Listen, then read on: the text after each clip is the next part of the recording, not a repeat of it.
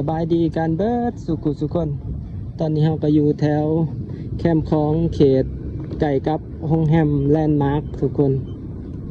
ซึ่งว่ามื้อนี้ก็สิพาทุกคนมาเบิ่งบรรยากาศน้ำคลองแล้วก็กั้นเจือนที่ว่ามี FC ขอกันมาว่าอยากให้บ่าวแม่นไซมาอัปเดตกั้นเจือนในเขตนี้อีกทุกคนก็เลยมาทางนี้อีกเทื่อหนึ่งสำหรับมื้อนี้มื้อนี้ก็ถือว่าบรรยากาศก็ถือว่าอากาศค่อนข้างว่าแดดร้อนมื้อนี้เมื่อคืนนี่ก็ฝนตกหลายเติบเนาะหลายชั่วโมงเติบฝนตกเมื่อคืนนี่รู้สึกว่าน้ำคลองนี่ก็ถือว่าเริ่มขึ้นมาแล้วทุกคนถือว่าน้ำคลองเริ่มขึ้นแล้ว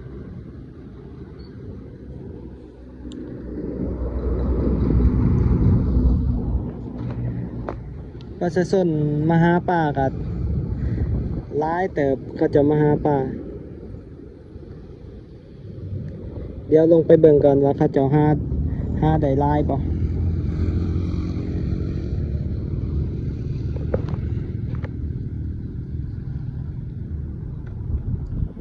เดี๋ยวพาทุกคนลงไปเบิ่ง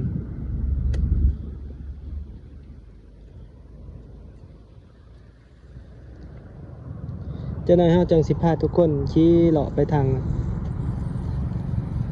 มันก็เป็นสี่แยกหลักสี่ทุกคนสี่แยกดอนประไมหลักสี่เดี๋ยวลงทางพาทุกคนไปเบิ่ง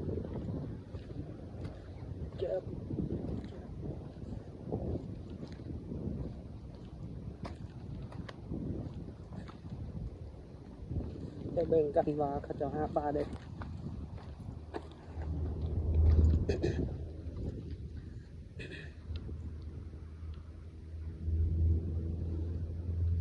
ได้ลงใช่ไหมวะ10,000บ้าน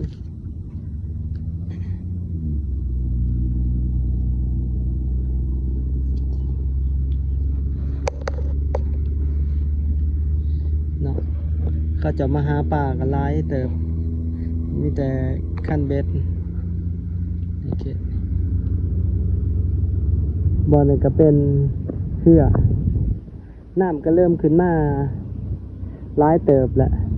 สำหรับบอลหาดที่ว่าเขาจะลงไปลินหันเริ่มท่วมแล้วเนาะแต่ว่าปีนี้ก็ถาเบิ่งน้ำกันว่าน้ำคลองสิขึ้นซ้ำใดนี่ก็ถือว่าช่วงต้นฝนถาเบิ่งกันไปในช่วงเดือน8เดือน9พุ่นละน้ำจังสิอังนี่ก็เป็นบรรยากาศอยู่เขตแคมป์คลอง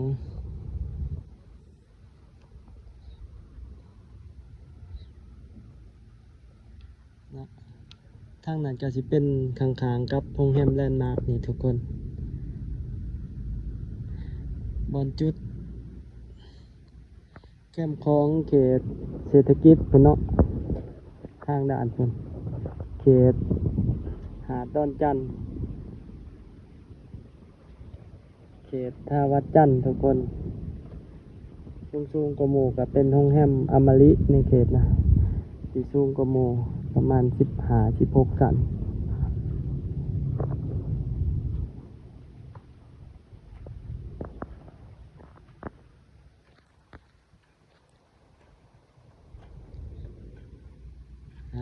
เดี๋ยวเราสิขึ้นไปสิบ่ลงไปดอกทุกคนมัน10,000ขึ้นมากก็สิยากเติบเดี๋ยวสิพาทุกคนเลาะส้มกันเจือนแคมป์คลองขี่เลาะไปทางกันเดี๋ยวไปเบิ่งนำกัน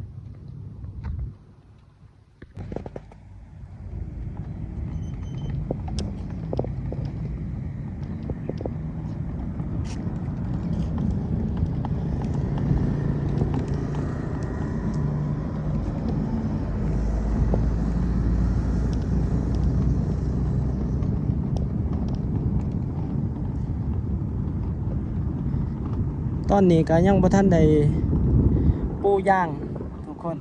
แต่ว่าในอนาคตเขาเจ้าก็สิปูย่างเป็นเส้นทางเรียบแคมคลองทุกคนสำหรับเส้นทางนี้ก็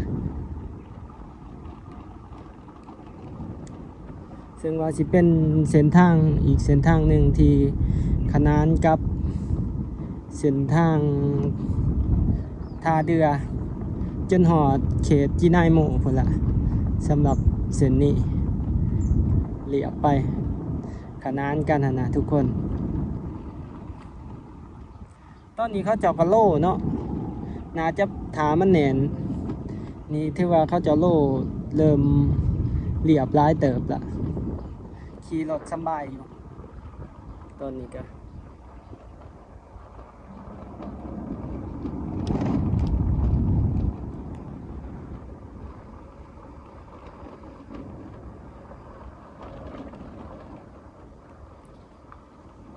สูงทุกคนบอลนี่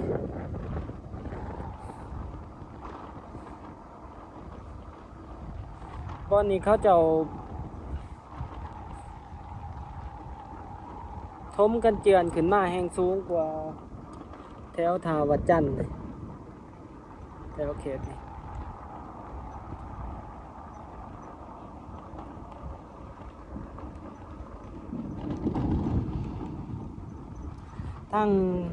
ทั้งฝั่งไทยฝั่งนั้นเขาเจ้าก็มีโครงการเหตุกันเจือนคือกันเดี๋ยวพาทุกคนไปซูมเบิงบอลนั้น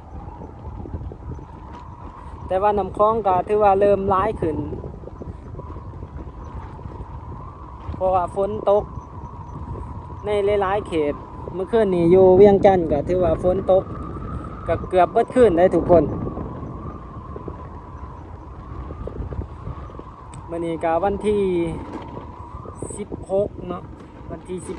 16เดือน5 2025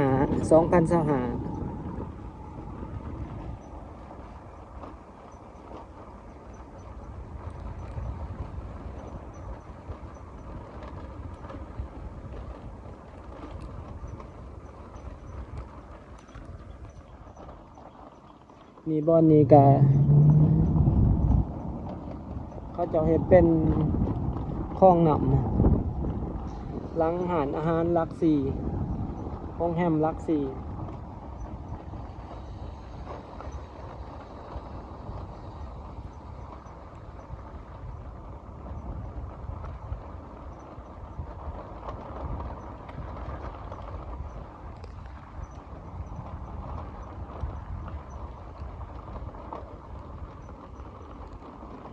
ถ้าทุกคนไปหอดจุดเก่าอีกเนาะ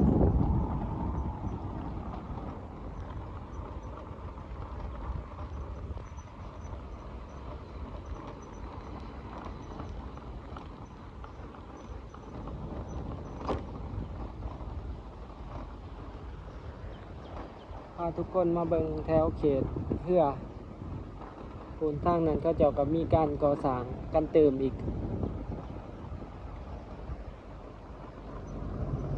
บอนนี้ก็เป็นเขตท่าเรือใหญ่บอนนี้มันมีทางลงทุกคนเดี๋ยวสิย่างลงไปเบิ่งลำคลองก่อน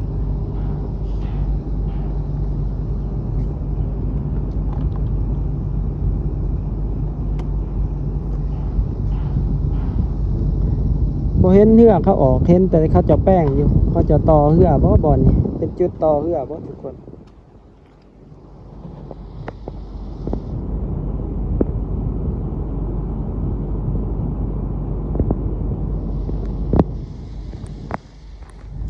เดี๋ยวลงยางลงไปหลินทาง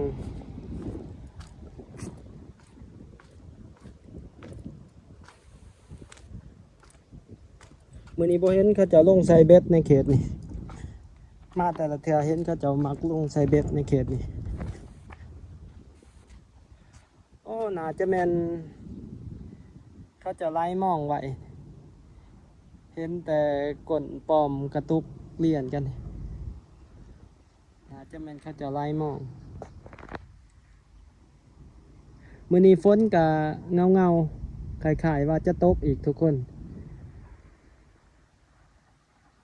ตอนนี้ก็เวลา2 โมงปลาย น่าจะมีฝนตกอีกมื้อนี้กะบนทางฝั่งนั้นฝั่งไทยเขาเจ้าก็เฮ็ดกันเตือนทางอำเภอศรีเชียงใหม่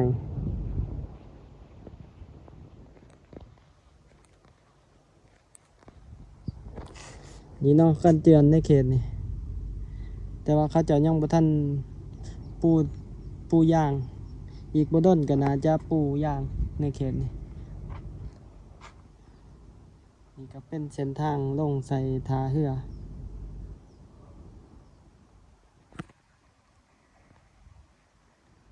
เดี๋ยวขามไปเบิ่งอยู่โซนนั้นทุกคนตะขี่เลาะแคมคลองทางโซนนั้น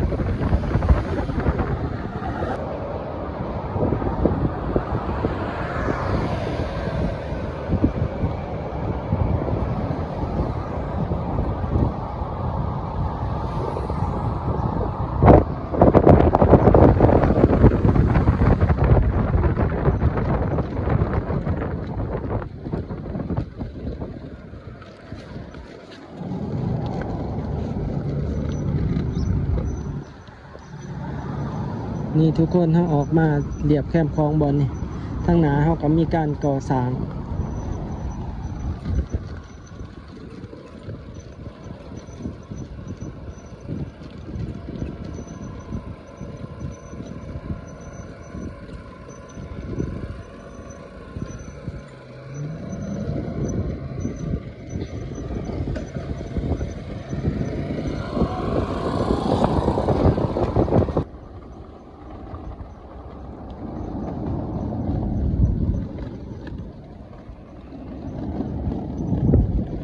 เขตทางหนาเขาก็มีโรงแรมที่ว่ากำลังสร้างใหม่เปิดใหม่ในเขตนี่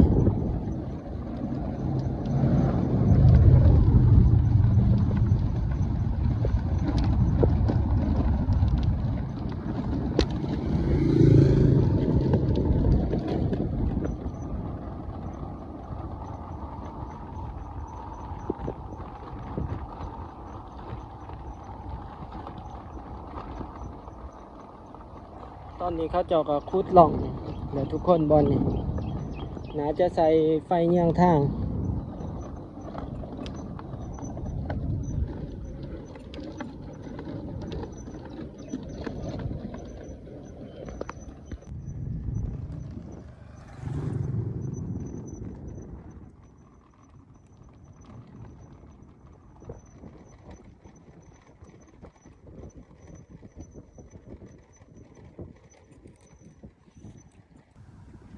อยู่ใน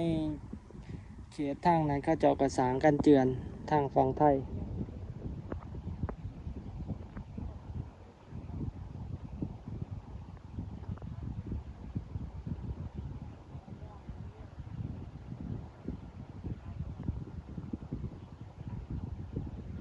รถจก5 ขั้น 6 ขั้นก็จะสร้างทางนั้น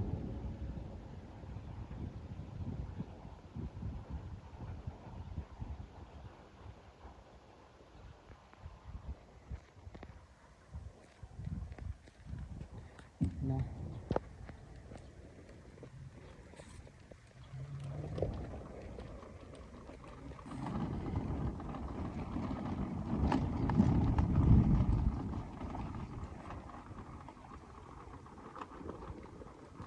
บอนนี้ก็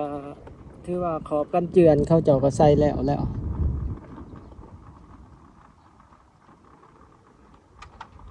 ยังแต่ปูเส้นทางทุกคนบอนนี้เดี๋ยวสิพาทุกคนขี่รถไปไกลๆไปตามทางซ้ายนี่เท่าที่สิไปได้เบิ่งเนาะ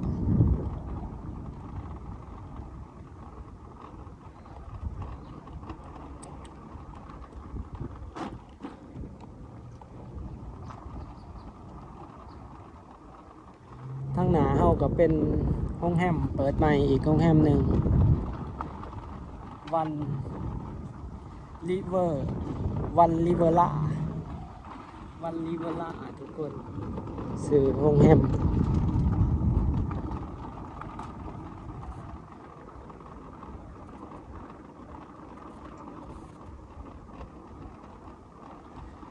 เรียบขนานกับถนนท่าเรือทุกคนออกไปซอยนี่ประมาณบ่ถึง50 เมตร กับเป็นถนนท่าเรือถึงแล้วเว้ยประมาณ100 เมตร เกือบ100 เมตรพุ่นละนี่เป็นโรงแรมมาเปิดใหม่ในเขตนี้ริเวอร่า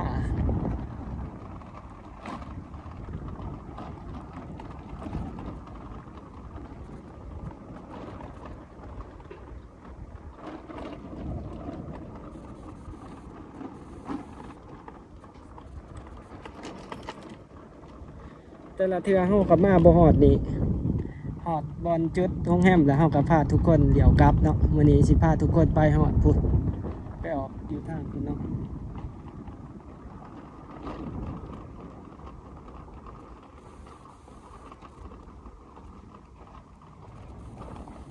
ก็เป็นอีกมุมใหม่ที่หลายๆคนบ่ทันเห็นบ่อนนี่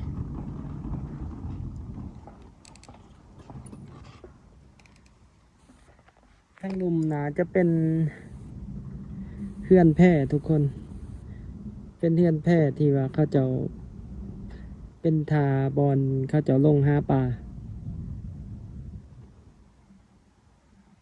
แต่ละแพร่ก็มีเรืออยู่3 ลำ2-3 ลำที่ว่าเขาเจ้าไว้ทำการออกหาปลามีนัมเบอร์นำเด้ทุกคนเบอร์10เบอร์เก่าทางนั้นฝั่งไทยก็จะเหตุการณ์เจือน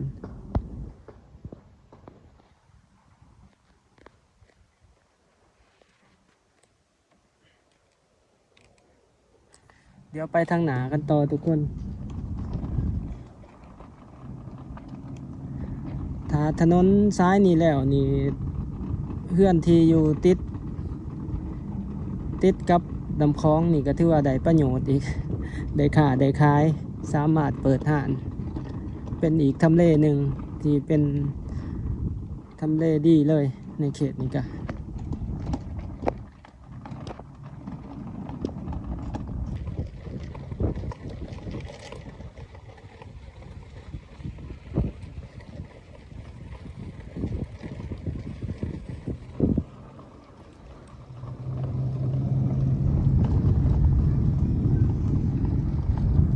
บางเขตก็มีการสร้างถนนใหม่ออกมาใส่แคมป์ของจุดนี้ทุกคนนี่บนนี้เขาเจ้าก็ยังใส่ตะข่ายกันเจือนอยู่เห็ดยาวไปพุ่นละทุกคนจนหอดเขตบ้านหอมทินเที่ยพุ่นละ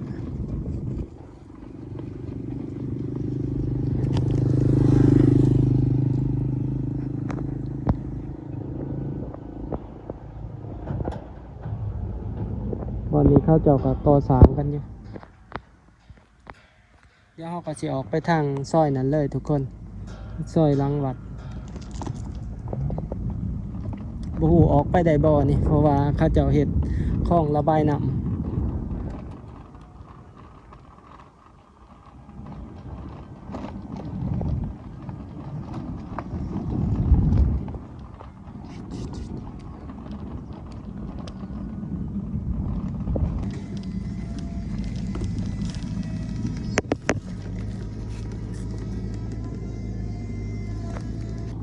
ไปบ่ได้ทุกคนได้กลับคืนไปหาซอยฝนไก่จะตกแล้วทุกคนเฮาก็สิออกไปทางนี้เนาะมีทางออกอยู่บ่อนนี้เดี๋ยวเขาเจ้ากายใหม่ออกไปได้บ่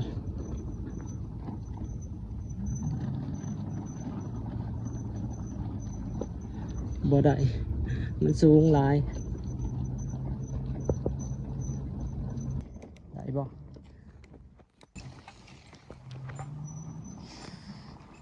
นี่ออกซอยนี้ทุกคน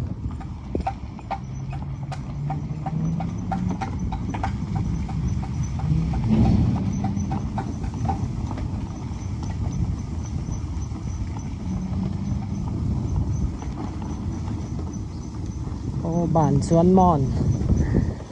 บ้านสวนม่อนเด้อทุกคนเขตนี้ออกไปสอดถนนท่าเรือเขตบ้านสวนม่อน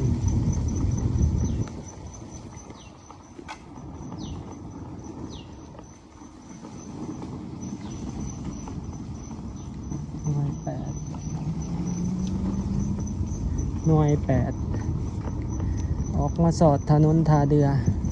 กสิมีอยู่ประมาณนี้เด้อทุกคนสำหรับในคลิปนี้ถ้าผู้ใดมักหรืออยากสนับสนุนกันก็อย่าลืมกดไลค์กดแชร์กด Subscribe ให้กันนะเด้อทุกคนตอนนี้ก็ต้องขอกล่าวคำว่าขอบใจแล้วก็สบายดี